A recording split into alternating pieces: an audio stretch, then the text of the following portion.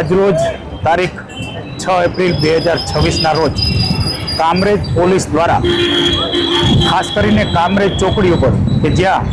ટ્રાવેલ્સના ડ્રાઈવરો ટ્રાવેલ્સને આડેધડ રીતે પાર્કિંગ કરી અને પેસેન્જર ભરતા હોય છે, વારંવાર તેઓને સૂચના આપવા છતાં તેઓ અહીંયા કામરેજ ચોકડી ખાતે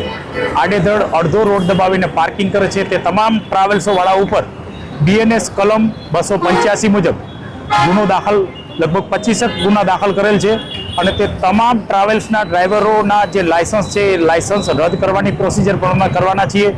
સાથે સાથે કામરેજ ચોકડી ઉપર